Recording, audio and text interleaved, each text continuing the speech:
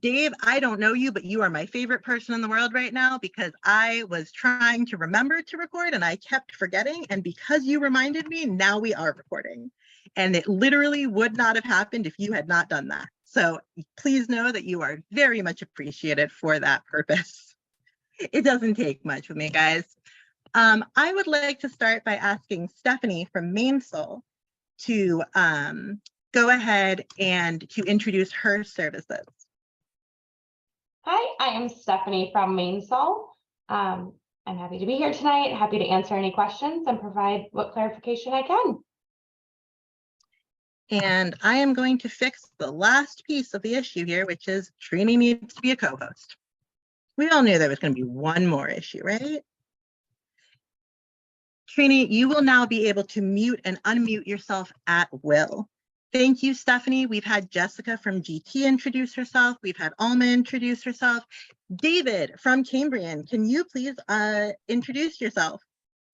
Hi, everyone. I'm really glad to be here, and I'll willingly answer any questions that you may have. We have also done something that we are going to email out to all of the registrants to this meeting this week, which is going to be that we have actually created a grid of every financial management service that is here this evening. Their budget limits, their employer burden, their you name it, it's all on there. Their start dates, their what languages they speak. It is all on the grid, and the grid is in English and Spanish. If you registered to be here this evening, you are automatically going to get a copy of this grid in English and Spanish by the end of this week. And that is going to answer a lot of the really common questions, including a lot of the ones that are in the chat already. But also, we are going to answer those questions in general. So what I would like to start with, and this one is real quick, is starting with Aviana. Can you please advise which specific models of financial management service that you provide?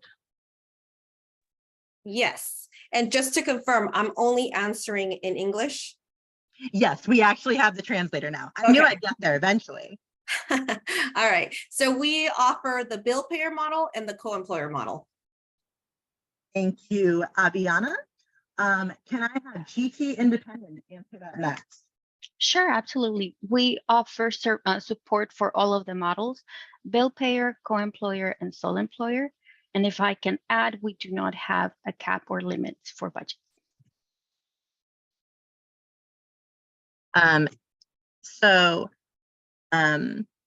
Next up, can we ask, David from Cambrian to answer the question. In addition, Trinity, if you are looking at the chat, it looks like there's some issues. They're having a hard time hearing you. I don't know if it might be how you are sitting. Also, everybody who registered for this meeting will automatically get the email, so you do not need to send me your email address. I promise you that you will get it automatically. Trini, is there a way that I can fix that setup that you're telling me that it is?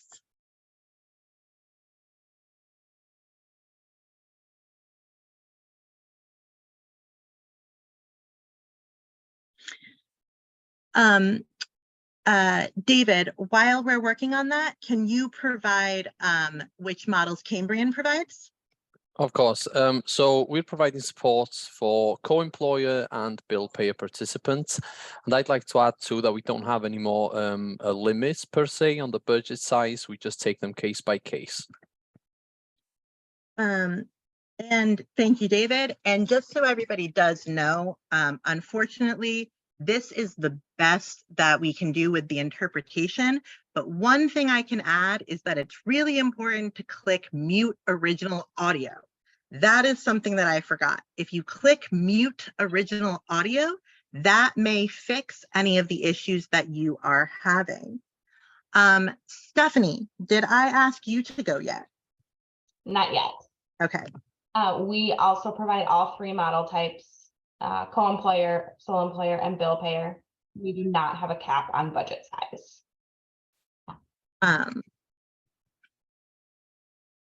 Thank you. And then is that everybody? These were all in this perfect order and I messed it up when I had to start over again. And so now I'm afraid I'm missing somebody. Is there any FMS that I missed? It might have been Spencer, Naomi, and I think Yes. we didn't, somehow he didn't make it back on. I just texted him. Okay, awesome. Some of the FMSs specifically already said what their budget limit is, or if they don't have one, but if you did not already, I would love to hear from you. So Aviana, I know you're one. Yes, so we actually do have a cap. So our cap is at 150. Anything above 150 will require an additional review, and a hard cap at 200, to anything above 200.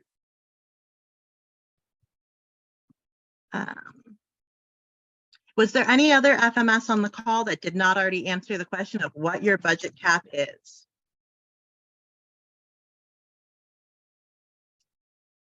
Okay, this is a fun one for the FMSs. What is a common source of confusion or a myth that you hear that you want to set straight and you want everybody to know the truth about? And Alma, I am putting you on the spot to start with that one because I'm sure you have 10 or 20 you can help me with. Where do I start? I think one of the biggest misconceptions overall in the program is kind of, when we are going through orientation, right, we're learning the theory of the program. However, the application, when you're kind of reaching out to the FMSs and kind of putting the theory into practice, really, that is where we start hitting a lot of barriers, because we are living in 2050. However, our systems are stuck in the 80s. So they don't align. There's a lot of misconceptions around what can be done, what can't be done, who does what, who is responsible for like vendor management. And I think those are some of the things that cause a lot of miscommunication and a lot of problems. I am just going to briefly echo what Alma just said, because for those of you who don't know me, possibly because I never introduced myself or even properly started this meeting because I was busy trying to get translation, I am Naomi Hagel, and I am what I lovingly refer to as a recovering regional center manager myself. I had the honor and pleasure of overseeing the self-determination program at a regional center in the Los Angeles area for 2 years. And now in my current life, I am an independent facilitator, person-centered planner, advocate, somebody who spends way too much time on Facebook, etc. And I am also part of the North Bay Regional Center team that is working to assist participants and families with accessing self-determination. So because of that, I want to be clear that while we are thrilled there are so many people here tonight, our focus, because our funding is through the North Bay Regional Center Self-Determination Local Advisory Committee, our focus is North Bay Regional Center this evening. With that said, what Alma said about we're in 2050, but our systems are in 1980, she's being far too kind. The regional center fiscal systems were created in the 1970s and never upgraded. And yes, there was money in the 2021 state budget to upgrade those systems. At the rate these things move, I expect that upgrade will actually be completed in about 2030. Because of those systems and how they work, there are very specific things that the regional center has to do to make things happen. They're not fun, they're not easy, and they take a bunch of time. And they don't like doing them either. However, it does just have an impact on how everything works. So I think that's a great point, Alma. And I'm going to go ahead and throw it to Jessica next, if you don't mind. A myth you'd like to disrupt about self-determination. Well, thank you for sharing the space. I mean, that what Alma mentioned and whatever right now that you shared, it's definitely something that we experience as well. That causes a lot of wait times. The processes take time. So one of the things I do want to say is GT, I still sometimes hear that the wait lists. We do not have wait lists. But due to the influx and the volume, our internal team is also growing. So as external changes are happening, our internal team is also going through the changes, growing and training. So I just wanted to let you know that it's no wait list, but we do have now processes in line. That way it's easier for the participant to communicate with us and, proceed with the whole enrollment process. And I think, Jessica, that what you're saying, there's processes and things that have to be done. This stuff just takes time. And I've actually found, I myself work as an independent facilitator across the state. I have clients at a lot of regional centers. And I have actually found that it takes those couple months to get everything done. There was a question in the chat about what is vendor management? Vendor management is making sure that the vendors fill out the paperwork they have to, that they can get paid, that they give the information to the FMS that they need. And that in itself takes time, but also getting employees hired takes time. Background checks take time. All of this takes a lot of time. And so I think it's very important to just understand that it might sound crazy when we tell you that GT is looking at start dates of June 1st and Aviana is looking at start dates of August 1st and Cambrian is looking at May 1st and Mainsail is looking at least September 1st. And by the way, yes, those are the actual dates, and yes, I did that on purpose. However, it's going to take that time, because all of this stuff just does take time. So speaking of Mainsail, Stephanie, can I get your myth? Yeah, it kind of echoes what you guys are all already saying, but just that nothing happens automatically at the FMS, that until we actually get requests for things to be purchased or invoices to be paid or paperwork to be processed, it doesn't happen. We have to get those requests before we can actually start working on it. And unless somebody sends it to us, we don't get it. Thank you, Stephanie. And last but not least, David.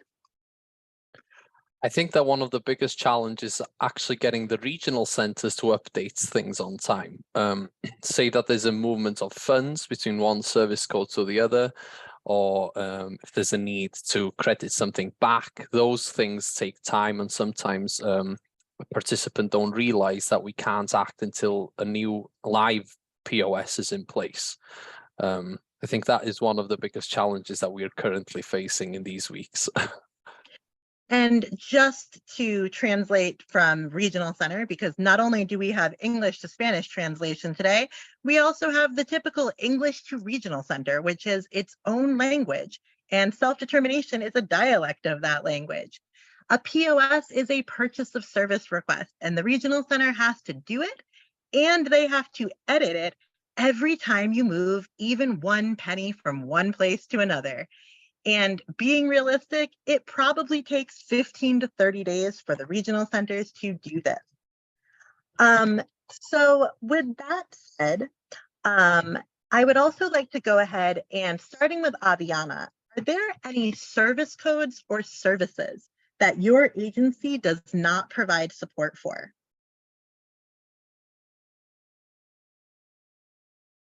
Let me see.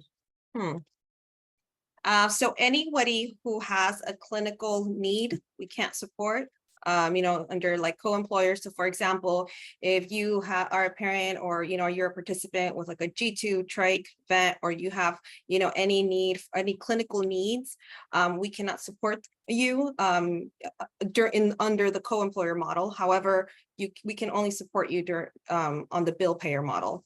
So you would have to get your support, through an agency in order for us to be your FMS. I can't remember the service code, but there are a few service codes that we don't support with currently.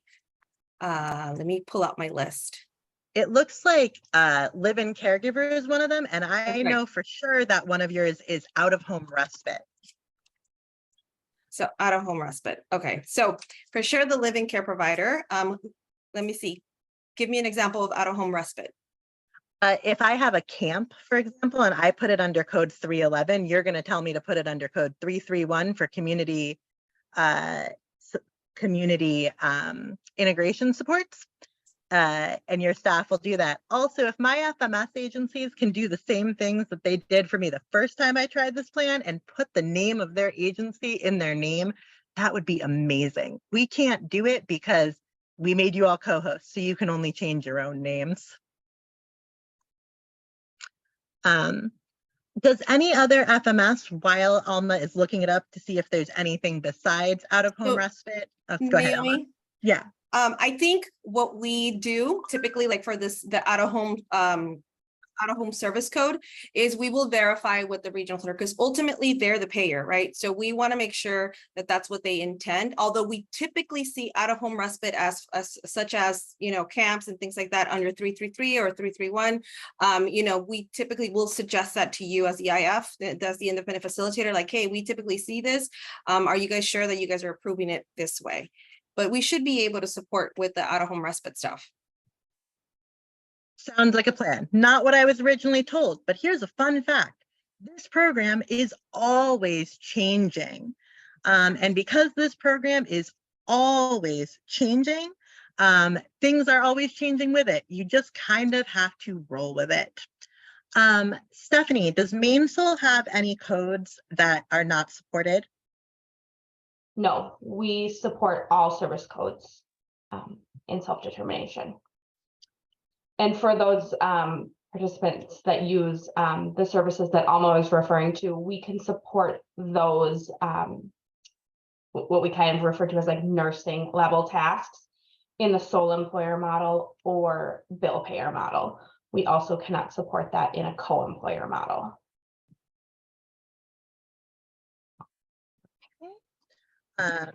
Thank you, Stephanie. Jessica from DT. Sure, we support all of the service codes. What we do right now, we hold consultation meetings prior to the enrollment. So that gives the field service representatives an opportunity to assess the spending plan. We require a spending plan draft, a copy of their certified budget and their IPP or independent the PCP or IPP. And once we meet with the participant, then we review the service codes they had chosen. And from there, we can define whether or not we can assist with the service or the purchase. So sometimes it's in a case per case basis, but all questions, yeah, we do support all service codes. And last but not least, David.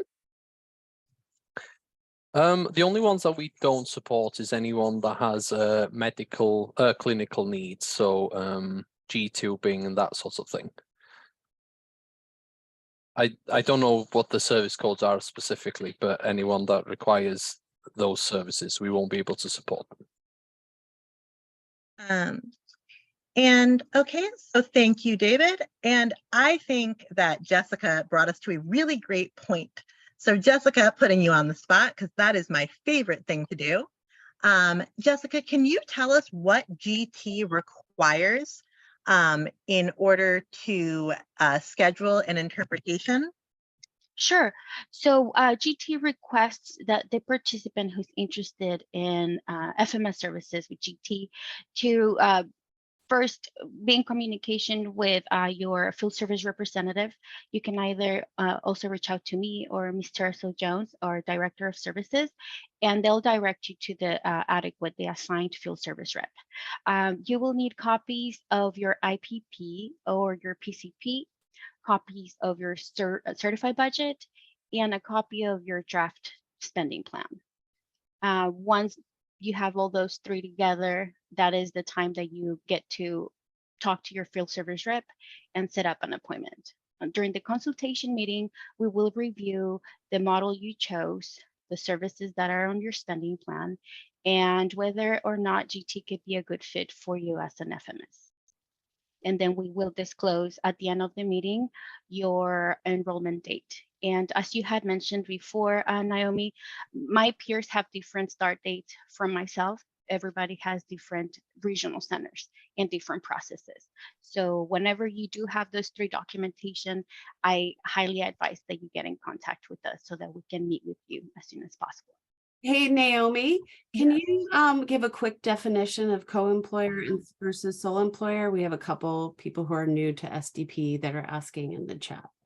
I will do that while I ask our FMS agencies to put their preferred contact information for scheduling a consultation into the chat.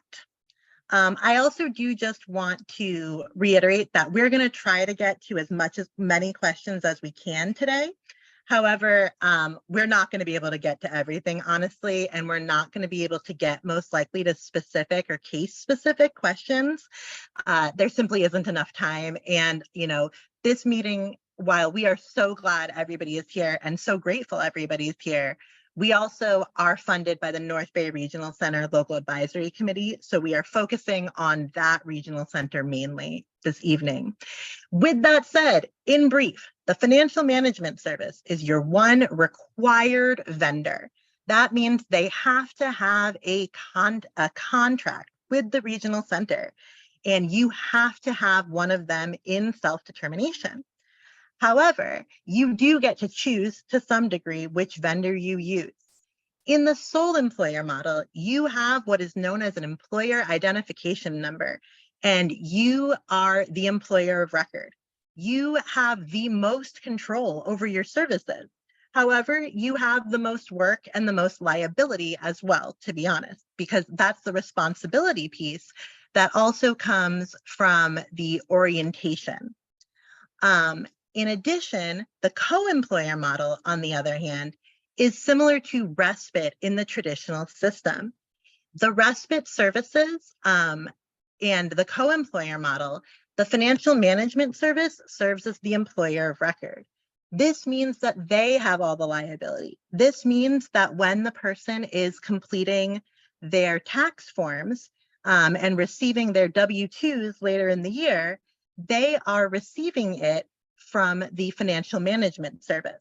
However, these are also all private agencies, and particularly in the co-employer model, where they do have the highest liability and the highest liability themselves, the financial management services are allowed to make decisions as to what services they can and can't offer sustainably. And that's why you're hearing things from some of the financial management services as to why they are not able to provide certain supports in the co-employer model. So I am curious, one of the things that differentiates sole employer and the co-employer model, for example, is what is known as an employer burden rate. And the employer burden rate is the percentage that needs to be added to an hourly rate for services that's paid to an employee in order to cover that workers' compensation, that liability, on all those insurances. And they do differ between financial management services. It's important to know these rates because these are funds that come out of your spending plan. And so you need to know that in order to know how much money you are spending. So starting with Stephanie, could you share Mainsol's sole employer and co-employer burden rates? Yes. For both model types, our employer burden covers the employment taxes, liability insurance, a workman's comp policy, and employees' sick time. In sole employer, the rate is 16.5%. And in co-employer, the rate is 17.5%. Thank you, Stephanie. Jessica? For the co-employer model, we have a current rate of 19.5%, and that covers the federal taxes, state taxes, the workers' compensation, and the sick time. And we also have for the sole employer model a rate of 12.75, plus the participant has to take into consideration the cost of their workers' compensation policy and also adding sick time to their funds. To their plan. Alma, Aviana, Yes, we have a burden of 13.6% plus sick time, and you would have to use our spending plan in order to get the full amount. Alma, am I allowed to say that out loud? Yes. Okay, so their sick time amount is 3.3%. So the total employer burden percentage is 16.9%. They do require the use of their own spending plan. And unfortunately, we do understand there are some issues with the translation. This is apparently an issue with North Bay Regional Center Board of Directors meetings as well. There's not anything more that we can do about it, unfortunately. We do recommend that you turn mute original audio on, and that is unfortunately the best we can do. But if you have specific questions that you're not hearing tonight, you'll also be able to email us specifically, including in Spanish, and we'd be happy to answer them for you one-on-one, including in Spanish, to make sure you get the information. Yes, and just to kind of answer your question previous to this one, because, I know that skip this, but in order for us to go ahead and, kind of support a new client, currently we are asking for a draft of the spending plan to be provided at the time of the consultation. So whenever you reach out to us, we will ask for a draft of your spending plan. It doesn't have to be the final spending plan, but we do have, we want to see something, and then we will set up a 30-minute consultation so that we can go over that spending plan and any policies that will affect your services throughout, your journey in SDP. And in addition to that, we look at certain things, and once again, kind of like Jessica mentioned, to ensure that we're the best agency, we're the best fit for you and your family. And currently we are pushed out till about August. So we are not currently doing any consultations until about May or June. Thank you. And actually, let me just add to that. And in order for us to go ahead and give a start date, we will need everybody to be onboarded and hired before the 10th of the previous month you're trying to enroll. So for example, if today, if a family is trying to go live 4/1, we would need, in the next 2 days, we would need everybody to be onboarded, including employees and vendors, so that we can give the okay to the regional center to start those authorizations for a April 1st start date. David, can you go ahead and give me the Cambrian employer burden? Yes, so our employer burden is currently at 25%. So it covers the federal and state unemployment taxes, employers' contributions to Medicare and Social Security, covers sick time, workers' comp insurance, and liability insurance. And then David, I'm putting people in on the spot today. Can you also share what you would require to start a consultation similar to what Alma just did from Aviana? So simply just a one-page document, which we call a screening document, where they would provide details about their certified budget, how they're going to be splitting that between employees and vendors, and contact details and the desired start date. And David, you also have a requirement of when people must be hired and everything has to be done by in order to start. Yes. When is that requirement? So we require everything to be in by the 15th of the month prior to make sure that there's enough time to get all the clearances back from DDS. And Jessica, can you share anything you haven't shared so far, like what is needed for a consultation and also the date that everything is due by? Sure, I can go ahead and let you know what we need again for the consultation. Copies of the PCP or IPP, copy of your certified budget, and a copy of your draft of your spending plan. I can tell you right now that, again, all of my peers have different start dates per regional center. I am the assigned field service representative for North Bay Regional Center, and I can tell you that right now I'm holding consultation meetings for July, August enrollments. And on my end, I do have the 15 deadline, but given that there's a lot of internal changes and updates, I make sure that, and given per consultation meeting, the size also, some families, some participants might have different sizes in teams. Some people might have one vendor, one employee, and other people have 3 employees, 5 vendors. So, it differs. It is per case in a lot of bases. So right now I'm shooting for all of my families to complete everything by the 1st, the latest, if they want to start, just to be set in stone and be able to have everything ready by the 15th. So GT has that time.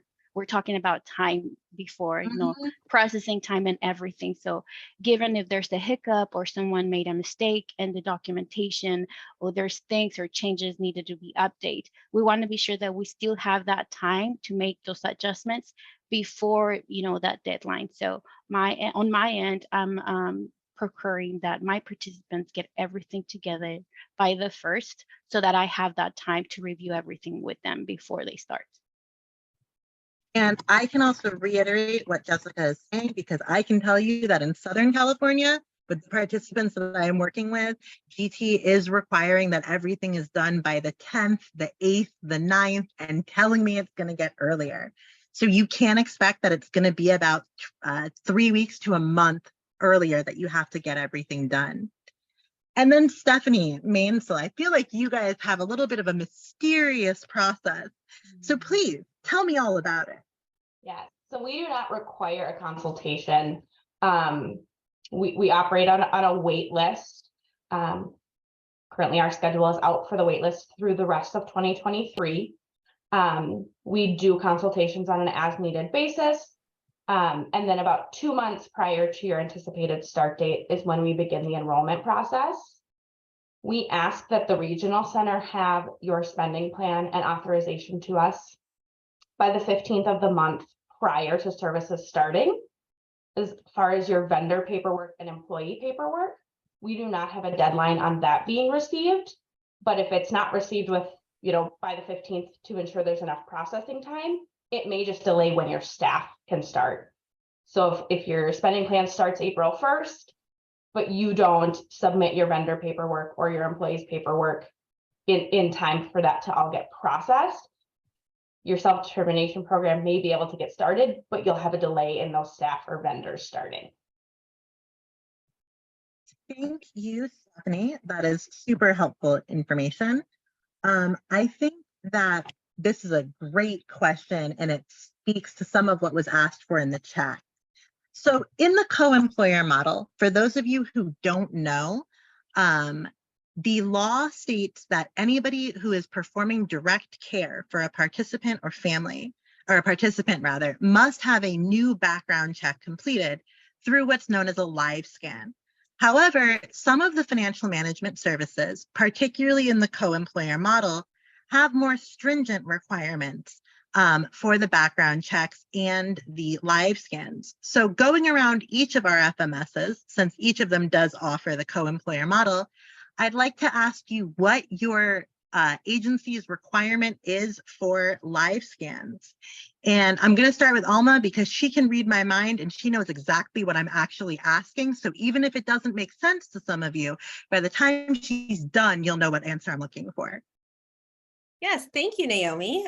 We require all of our employees or anyone that we are paying actually to get a live scan. Anybody who's going to be, if the participant requires direct personal care, we will need them to have a live scan. This means employees, so all employees, and vendors. So those businesses that will be providing direct personal care to the participant will also need to be responsible for live scans.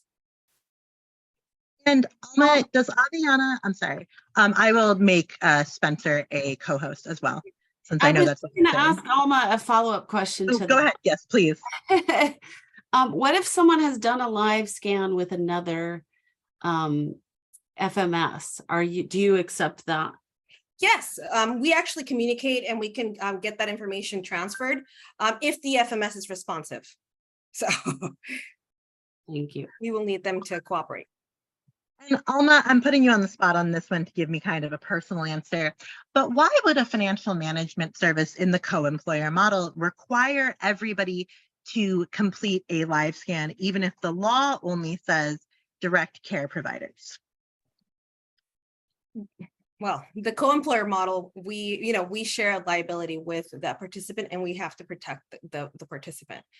So we will need to make sure, once again, in kind of the co-employer model, we share the liability, we share the responsibility of those employees. So unlike the sole employer model, where maybe, you are driving that vehicle and you can determine, that risk factor, in the co-employer model, we do, once again, we share that and we need to make sure that those things are in place.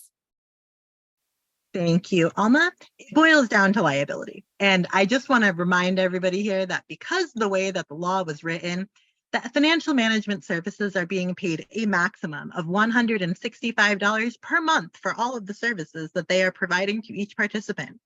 If that sounds really low, it is really low. And for that level of funding, they're not able to take on increased responsibilities or increased liability and stay in business. Some of you may be aware of participants or previous financial management services that were not able to stay in the field due to some of the requirements, and we definitely don't want any of the ones that are here tonight to disappear. So while I understand the frustration that people have sometimes with the requirements of the FMS agencies, I just want to throw out there that I can understand where it comes from. So David, can you tell me about Cambrian's background check requirements? Of course, we require everyone as well that is enrolling as an employee to complete a background check. We don't require it from vendors because we assume that they're an established business and they take their own liabilities. But everyone, direct care or not, as an employee would have to conduct a background check. And GT independence? So a couple of updates too I have for you guys. Under the co-employer model, just like Alma, we require all of the employees to go ahead and do a live scan under the co-employer model. GT is no longer paying for the live scan cost under the co-employer model. So now that cost is on the employee's out-of-pocket cost. And also under the co-employer model, GT is also going to be doing live scan, is going to be requesting vendors. We'll notify the vendor, whoever specified that's going to be doing direct hands-on or whatnot, will notify the vendor that they will be required now to go through a live scan process. For sole employer, they have to go through live scan again, but they have options. Sole employer, if the person is required hands-on services, they have to go through a live scan, and it is as well out of their own pocket cost. And if they're not required to perform direct hands-on care, then the participant has an option of an internal background check through GT Independence for the employees, and that is free of cost. Thank you, Jessica. And last but not least, Stephanie. Similar to what others have said, in the co-employer model, we require that all employees complete a live scan. We do not require live scans be completed by vendors. In the sole employer model, only the employees who are required by law, those providing direct personal cares, have to do the live scan. You have the choice to waive the live scan for employees who are not providing direct personal care. And in either model type, Mainsville does not pay the cost of the live scan. That is the employee's responsibility. And I will say that as somebody who has done a whole lot of live scans myself in my career, it is unfortunately not uncommon for employees to have to pay the cost of the live scan themselves. If you are a participant or family member, I can also tell you that it would be really nice of you to reimburse it. So for example, after 90 days of employment, some people do that, and some agencies that I have worked for in the past have done that after 90 days of employment. To add in a few things, I want to note that we are aware of the complaints about the Spanish translation in the chat. This is apparently an ongoing issue, including with the North Bay Regional Center Board of Directors meetings. We've had some requests as to whether we can do a meeting entirely in Spanish. I can make no promises about that right now, but I can tell you that I founded Phoenix Facilitation on the idea that we would reach out to all communities and all people and try to support people, particularly in decreasing disparities in service delivery. So if there is a way that we can do it, we will try. In addition, we are available if you want to reach out to us directly for any questions that you may have that don't get answered during this meeting, as because it is a roundtable, we are not going to be able to get to all of the questions in the chat. We're doing our best. And I want to also just shout out Abraham, who is translating everything I'm typing as I'm typing it, to put it into the chat in Spanish. If you have specific questions that don't get answered during this, we're going to recommend that you reach out to the Financial Management Services directly. FMS agencies, if you want to lean in on the chat and answer some of these questions from your direct Financial Management Service Agency perspective, we would love you for it, but we love you anyway.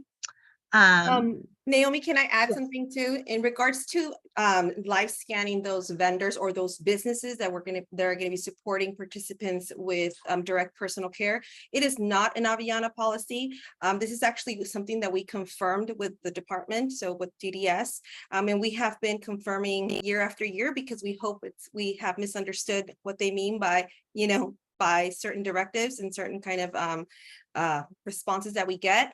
But, you know, just I wanted to clear that up, that it's not an Aviana policy. This is actually something that comes down from the state. And we also have here tonight Spencer Ludgate from FACT, which is Focus on All Child Therapies. And I'm going to ask Spencer to kind of give me a rundown on FACT. Go for it. I actually apologize. When you had your system problem, I also got like an emergency phone call. So I'm back.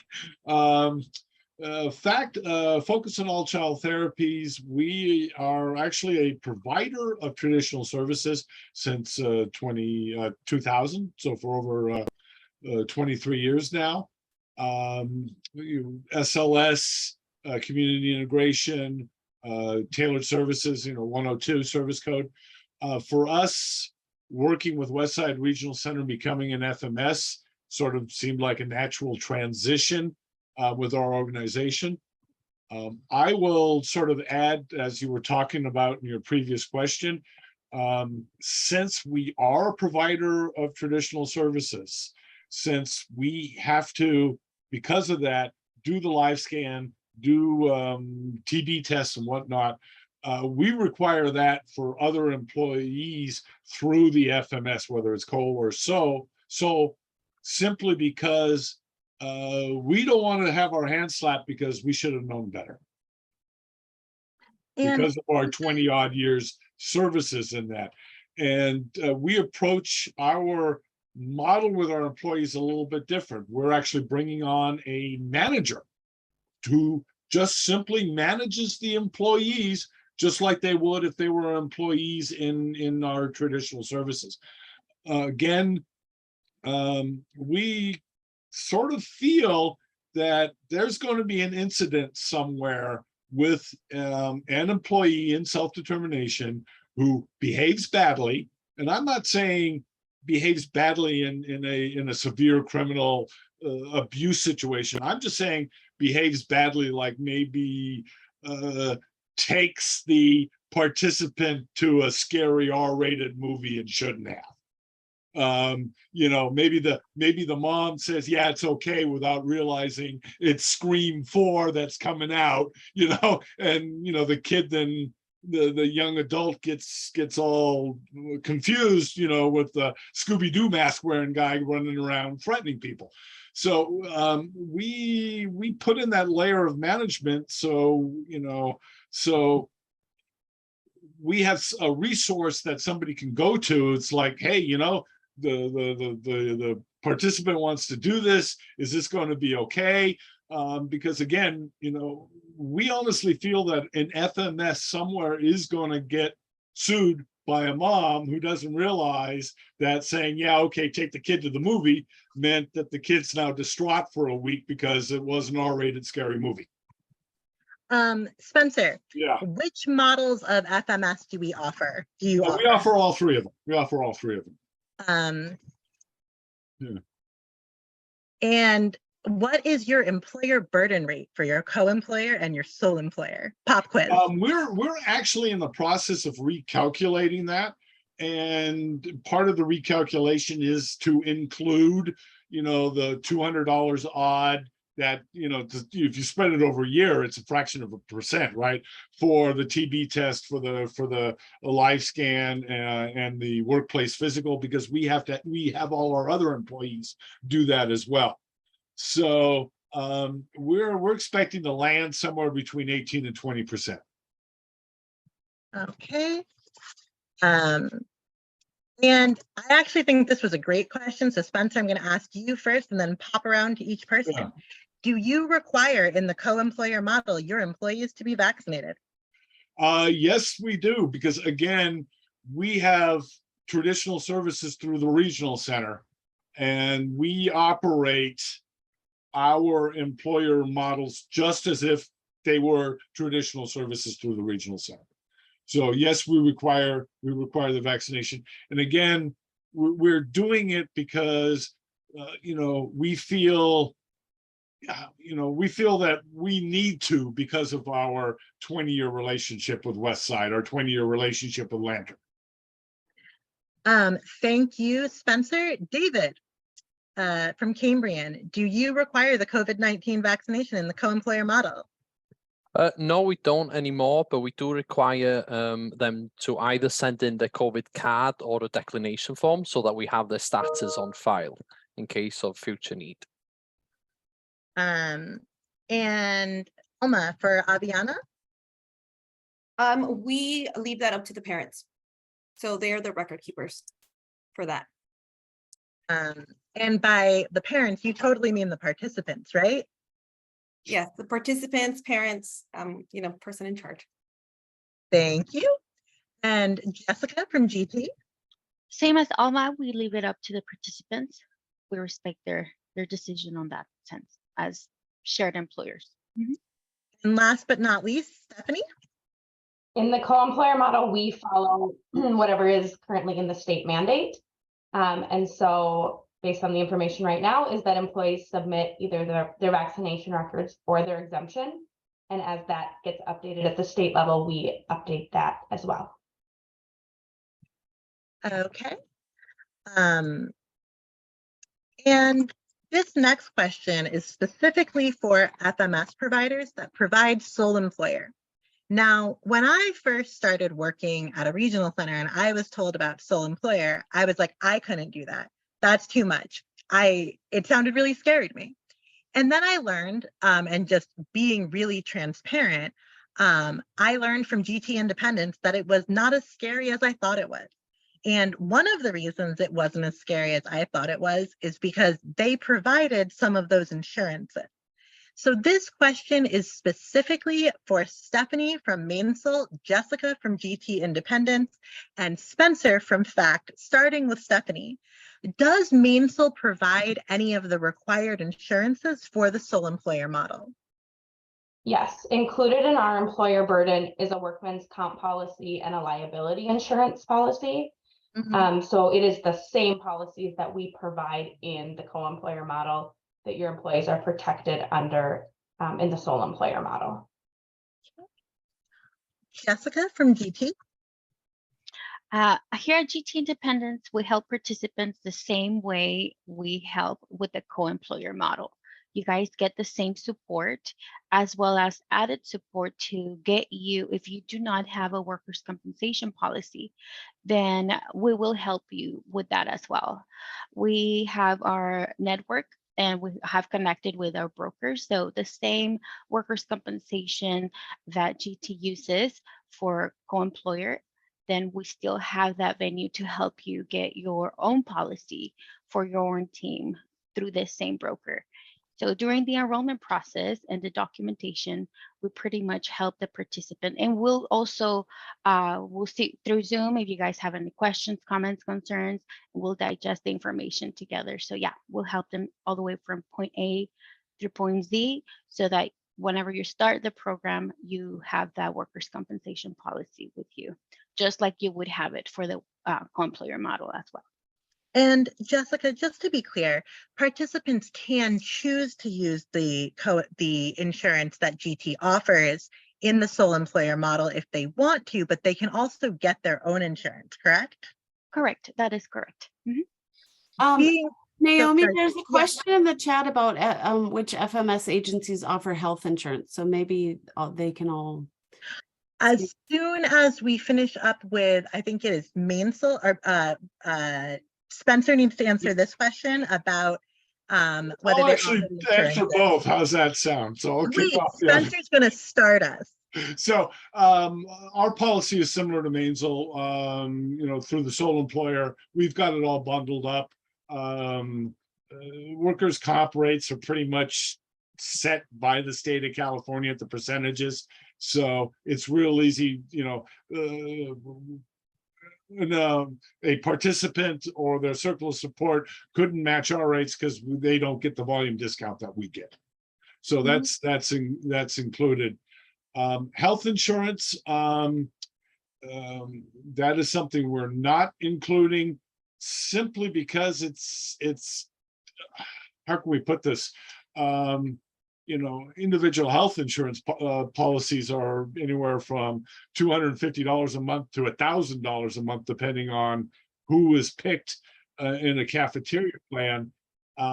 It would be impossible for us to incorporate that in an employer burden.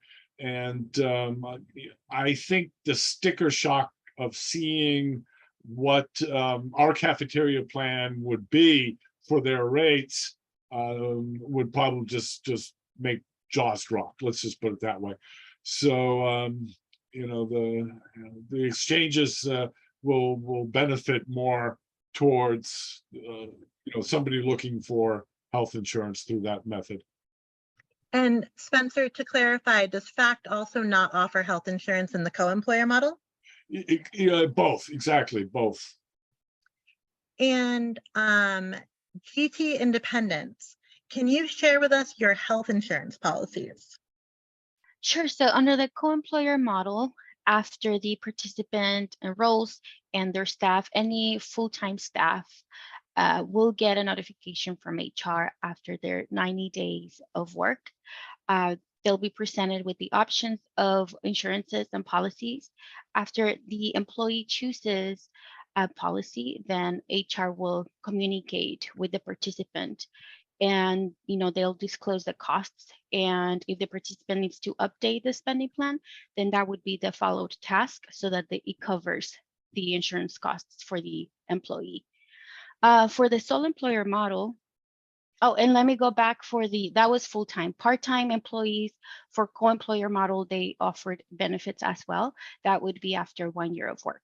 The same thing, they'll be contacted by HR, review the benefits. They'll choose from there if they want to. And then GT will contact the participant to go over the costs. And if needed, they will need to update the spending plan to cover those costs. For the sole employer model, they have pretty much the flexibility of them reviewing policies with their own provider that they want and have that cost included in the spending plan so that GT can offer that payment. The setup of accounts and benefits and whatnot, that is taken care of by the participant. GT only partakes on paying the insurances, put it on the spending plan. And I'm sorry, Spencer, just something I just wanted to reiterate that I think Jessica made a good point of is that the cost of health insurance does come out of the spending plan of the individual. And the regional center under the law is not allowed to increase the budget to account for this cost specifically. And that's because they don't pay for it in the traditional service delivery system. In general, self-determination is required to be cost neutral when compared to the traditional service delivery system. And as such, if it's not something they pay for traditionally, they can't add money to the budget for it. I'm not telling anybody not to offer health insurance. In fact, I encourage all of you to offer health insurance. However, With that said, it is a cost. My husband and I both own small businesses. We have a small business plan. It is very expensive. So that is something to be aware of if you are planning on offering health insurance.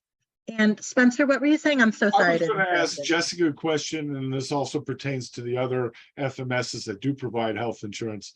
When you're talking about, HR sends off the benefits package information, is GT Independence kicking in an employer share on that? Or is it basically they're entitled to the cafeteria plan and this employee is paying the full 100% of the cost of the premium? Because most company health insurance policies, they're shared. Right. So yes, it's employer cost. It's employer cost. So I would love to give you a little more details on that aspect, but I am unaware of further details. My knowledge goes just to HR communicating with the participant, and they disclose everything else. Spencer, send me an email. I'll connect you to the right person for that. Yes. I know, I'm just curious on the pass through on that, because we for our traditional services and our employees, we do offer health insurance, but we only kick in X number of dollars a month, and anything on top of that in the cafeteria plan is out of pocket. So somebody like me who does, Anthem Gold PPO, you can imagine what my out of pocket is. Somebody who is 22 years old and they're doing Kaiser might be fully covered. Stephanie, what were you going to say? Yeah, so at Mainsail, Mainsail does not pay the employer contribution to an employee's health insurance. The participant's budget has to cover that. So an employee who works 30 or more hours a week in the co-employer model is eligible for health insurance after 90 days of employment. HR sends out that eligibility notification to the employee, and it is at the employee's discretion if they opt in or opt out. The participant cannot make that choice for them. If the employee opts in, then the participant is notified what monthly rate their budget will need to cover. And if they have not budgeted for that, they will need to revise their spending plan to include that cost. In the sole employer model, similar to GT, there is no health insurance offered through us, but participants would have the option to look when they're writing their spending plan if they want to offer any type of benefits into their plan. And Aviana, could you give me your health, or Aviana, you answered the health insurance question yet? Oh, I put it in the chat. I'm like working on the chat questions. And I appreciate that. No, actually, we don't offer health insurance. And Cambrian. Sorry, they have to accommodate for it in their spending plan. And in the co-employer model, David, because I know I've bugged you on this question before, so I know you can answer it for me. Can you tell me when employees are eligible for insurance in the co-employer model? Yes, so they have to work an average of 30 hours every week for a year, and then they qualify.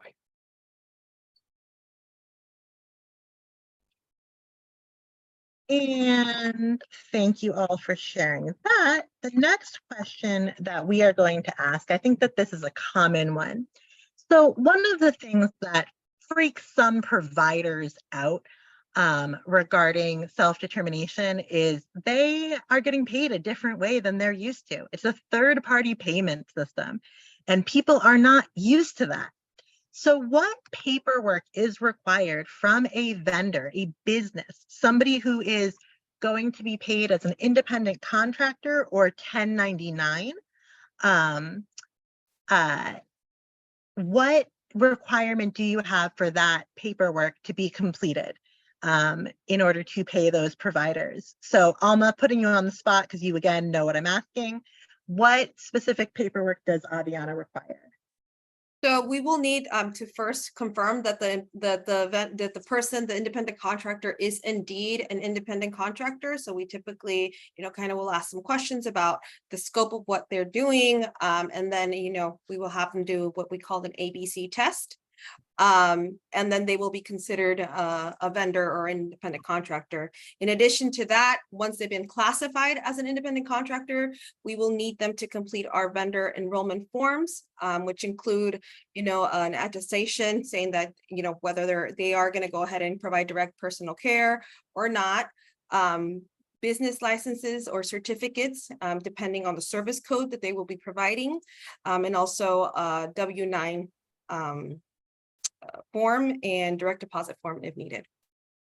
But with vendors, more importantly, what I kind of want to make a point on is that we typically don't get involved in that education and typically with any communication with that vendor. So we will educate the parent during our consultation on kind of that expectation and allow the parent to maintain that dialogue, whether that's the parent or the independent facilitator that's involved. They are the ones that will kind of have that dialogue with that vendor. And Alma, leading into that, can you talk to me about the payment expectations for a vendor? How long will it take them to get paid after they submit an invoice? And does Aviana pay by credit card? Yes, so once they have, there's a couple of things, right? So once we have the vendor, they're an independent contractor, we also want to make sure that they are HCBS compliant. So some of the spending plans don't include vendor names. They just include things like camp, or they include things like, dance class. So we want to make sure that if the vendor is not identified on that spending plan, that we confirm HCBS compliance with the regional center. Now, if you are one of those families that have, that flexibility in your spending plan, we just ask that you're patient, and because that HCBS compliance can take confirmation from regional center can take anywhere from 2 to 6 weeks for us to confirm that. And that's if they are labeled as HCBS compliant. Once we get through all of those steps, we ask for invoices. So once again, that invoice portion is the parent's responsibility or the participant's responsibility, or the IF if they have been hired on to do, to kind of help out under that scope. And they will go ahead and collect, review, and submit invoices from the vendor. And once we have it in our hands, as long as they meet the invoice requirements, then it takes up to 45 business days for us to process payments. And Alma, I know the answer to this, but I'm going to do one more with you. Do you accept invoices directly from vendors, or do they need to be from families and participants and independent facilitators? Thank you, Naomi, for asking that wonderful question. Actually, that is, we do not accept invoices directly from vendors. They must come from the parent, participant, or IF, if once again, they have been assigned to do that particular role. Okay. Next up, David, same question. Sorry, Jessica. David, can you talk about the paperwork that is required from Cambrian? Yes, so essentially we're asking for a vendor agreement, which is a simple agreement outlining the service codes that the vendor will be providing. Also a W-9 and a business license, and that is to establish the status of the vendor as an independent contractor. Now, for the payment schedule, we do require the vendor invoices to have been reached us by the 5th of the month after services have been rendered, and then it will be processed by the 15th. Now, if the parent misses the 5th deadline, they can submit between the 5th and the 10th, and that would fall into our second run on the last day of the month. Okay. And Jessica, I'm sorry to cut you off. No, that's completely okay. For a vendor to get paid or payment, they have to complete the enrollment process. The enrollment process is pretty simple. Everything's digital. Everything's through DocuSign. However, it is divided into 2 phases. The first one is the vendor packet, which just like David, it does have the W-9 and an insert so that they can let us know about their business information. And also they can disclose their preferred method of payment. We pay vendors via direct deposit or checks. Checks do come from out of state. They come from Michigan. So that is something we let the family know or the participant. So the vendor's aware that if the check gets lost in mail, there has to be, GT will wait 5 to 7 business days to, go ahead and release a new check. After the second portion of the enrollment process is the purchase of service agreement, which discloses the services being rendered and the cost that they agreed upon. Once those two are completed, then technically the vendor is eligible for payment. During enrollment, we also, just like Alma, we review the service code, we review everything if the vendor is eligible, and any needed certifications or whatnot.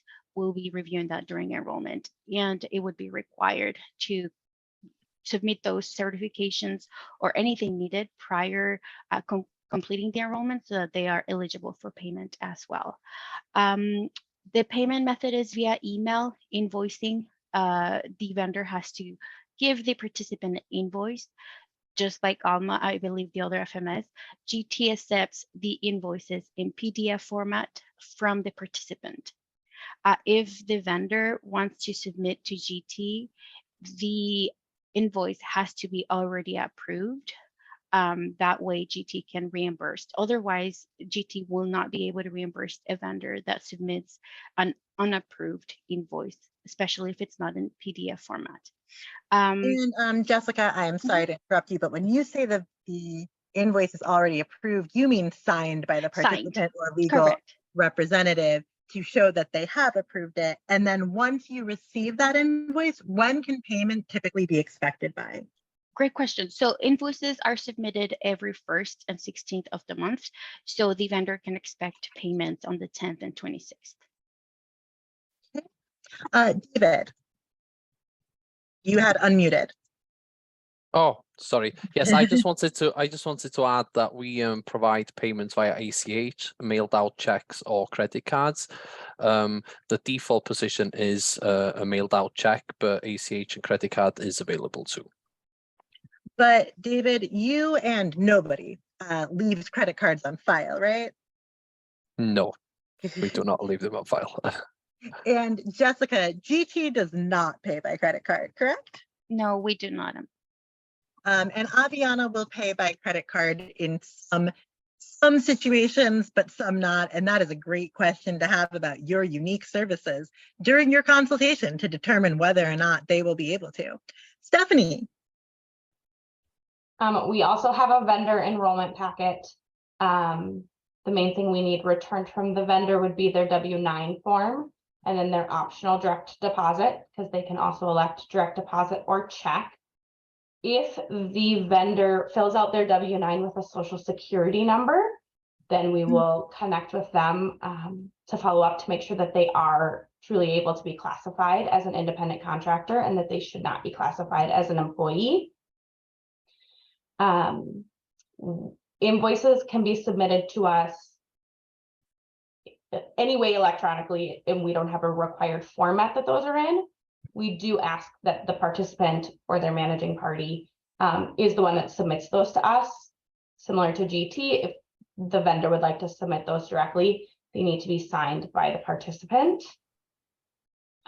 We do offer credit card payments. Again, that's typically for one-off payments, not necessarily things that will be an ongoing reoccurring service.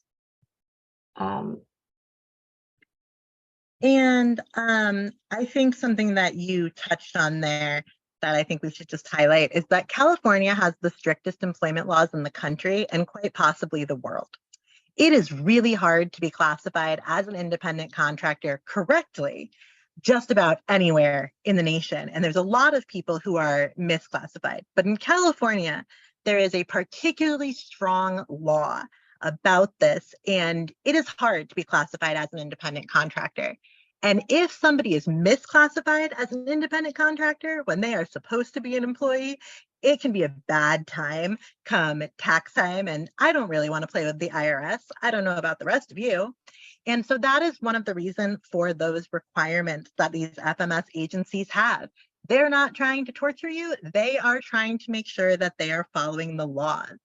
Spencer, would you mind answering this question? And then I think we're going to do one kind of closing question for everybody. Naomi, it's funny you brought that up because I was going to bring that up. A lot of things are because of California AB 5. First, it was the Supreme Court decision creating the ABC test, but then AB 5 codified the state of California as a de facto employee state. And it's, don't get me going, but it just basically makes it difficult for somebody to hang their own shingle and be their own one-man shop and do business to business. That said, going back to the vendors, I am the one that usually deals with the vendor who's nervous, because this is the first time ever that they've got to, not be paid by somebody else, and they have to create invoices. Sometimes I'll give them sample invoices that they can use, something in Excel or Word, kind of sort of reassure them that, I'm a steward of the participants' money designated by the state of California to do this. Everything to sort of ease their feelings on this. Julie can attest. She's probably seen some of my emails explaining that. I try to make the vendorization process as simple as easy. Our vendor form is one page. A W-9, an ACH agreement. We pay ACHs twice a month, on the 10th and on the 25th. I need to leave the invoices in 5 days prior. I encourage the electronic payments simply by telling them, well, if they want to check, the checks are going out last week of the month. So that immediately there steers them to the behavior that I would rather have them have, and that's doing the payments electronically. No lost checks in the mail, no tracking down the second check signer, all the other stuff. Yeah, and again, to reiterate what Stephanie and Alma were talking about, and Jessica, if it's a social security number, then we do the ABC test requirements. And Spencer, if somebody submits an invoice to FACT, how long can you expect before that invoice is Oh due? yeah. Oh, okay. Going back to the invoices, Yeah. I know there's something I was forgetting. It's funny because as a provider of traditional services, I saw the change of submissions at Aviana, Mainzel, and GT. I saw when last year they switched. The beginning of 2022, I was able to submit the stuff for our company directly. They would pay us. And then like a domino effect, 1 month, one FMS changed, next month, another one, they all went to submit them to the participant or to their caregiver, and they will approve it. We haven't switched to that model yet because, again, we're dealing with a lot of people that are very anxious and nervous about this, and we're trying to make it as easy as possible. And but when it comes to payment, if I get an invoice by the 5th of the month, it's paid on the 10th. Then if they don't get it in by the 10th, if I get it by the 20th, it's paid by the 25th. And because I lost you on those dates, Spencer, you're totally going to put those in the chat for me, right? Yeah. Thanks, you're the best. Appreciate it. We are going over, and I want to first off thank my FMS partners and my interpreters in particular for not killing us, for having gone over. We are going to start wrapping up here, but I think something that's really important to touch on quickly is electronic visit verification and what that means for a participant or family member. And Alma, I owe you dinner at this point, but I'm putting you on the spot to explain what it is exactly I'm talking about in a few sentences, because I will ramble. Yes, so under the program, certain service codes will be affected, meaning that, we will need to get electronic verification for services. Everybody who is currently with Aviana, we are already on a digital platform that is ready to go, so no big changes there. But yeah, I know this might be a challenge for any providers or any vendors who have paper time cards. But other than that, keep calm. It's gonna come. And, Alma, electronic visit verification, to be clear, this thing is not an Aviana or a Cambrian or a Mainsol or a FACT or a GT independence requirement. This is a change to the state and federal laws that requires this, right? Yeah. So yeah. more so, I guess, I guess I'm missing the point. Sorry, it's late. I need to eat dinner. So yeah, so it's gonna require your providers that work under those specific service codes to clock in real time. So where before, you might be able to accumulate and keep track, elsewhere, and then just kind of go once a week and punch in. Under these specific service codes that are going to be impacted by EVV, they will need to do it in real time. And before everybody worries, it's about 3 service codes total right now, which I have put into the chat. David, how is Cambrian handling electronic visit verification? So we're using a platform called GoodFlexi, where the POS total is being put up there and the service code, and then the caregiver or the employee can just go on their app, clock in, clock out, and it will draw out of that total from the platform. I am going to preemptively, because I have tortured these FMSs. Jessica, I know GT's system has been electronic since the day I met you guys. And Stephanie, can you let us know? Yes, similar to what Alma had said, our timesheet system is electronic and it's already set up to be used for EVV compliance when that goes into effect and is necessary.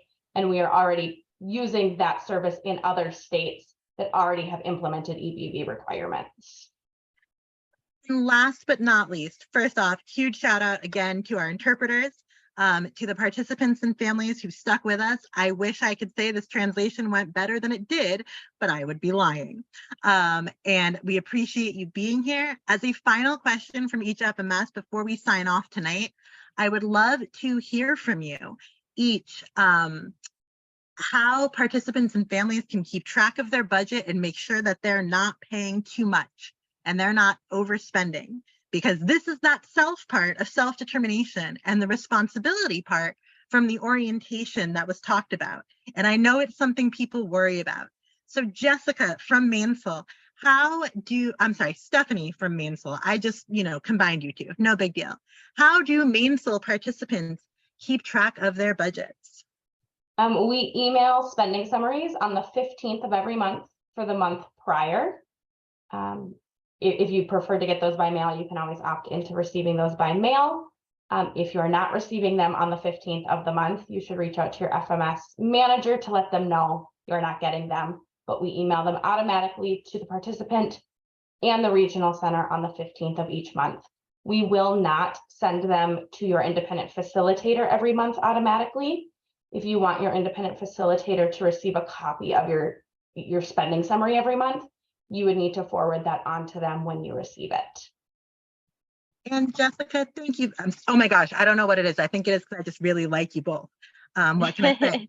Stephanie, could you please put your contact information in the chat? And thank you for being with us this evening. Jessica, I really wanted Stephanie to be you, so you are obviously up next. Thank you, Naomi. So GT Independence created a GT portal. So every participant has their own profile, their own portal to check their budget. So once the participant's active, they'll have, I work with them to create this account. They'll have access to see their budget and therefore print out their spending summary.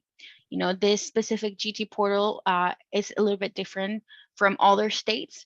The California participants have to click reports, but then spending summaries. So it's a little bit of a training that I always do with the participants before they start the program, because just as Stephanie, they're going to be able to pretty much print reports and see their summaries, and from there also download it and share it with the regional center. And the regional center staff also has their own GT portal. So if they need to get set up, they just need to contact their field service representative so that we can help them set up. Thank you, Jessica. If you could put your contact information in the chat, I would super appreciate it. And thank you for being with us this evening as well. Alma. Yes. Remind me the question again. Sorry, I was. How does the participant do the self part of self-determination and keep track of the money that they're spending? Yes, so our reports are actually uploaded into our platform. So the same platform where they go ahead and approve the hours or anything. They get the access to their reports every 8th of the month. And so do you, we also send one out to your service coordinator, but you do have to log into our platform in order to access those. In addition, you do have families do have access to real-time, real-time data, so they can actually log in at any time and search, and they'll get a screenshot, which comes helpful if you're trying to move money or if it's your second year. That comes helpful. And I also just want to drop in really quickly say, we are offering, since we do require our spending plan to be used for any clients using our services. So any IFs, which I see that we work, there's a couple of them that we work attending this today. We are offering free training on our spending plan throughout the month of March. And for those families who are currently using us or who plan to use our services, we are, you guys can all benefit from that. And these are starting Fridays. And I will just say, as an independent facilitator who struggled terribly with the spending plan from Aviana because math is hard, it is much easier than it looks. And they will be able to help you, and you will be like, oh, wait, this wasn't so hard. Numbers are scary and hard, but it's workable.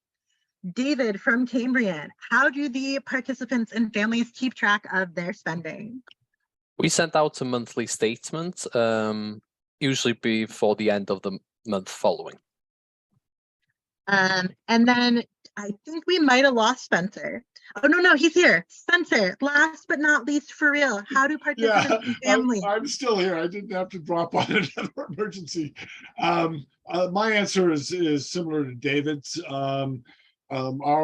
We have a third-party technology partner that is doing the EVV for us, but hasn't yet finished developing the portal.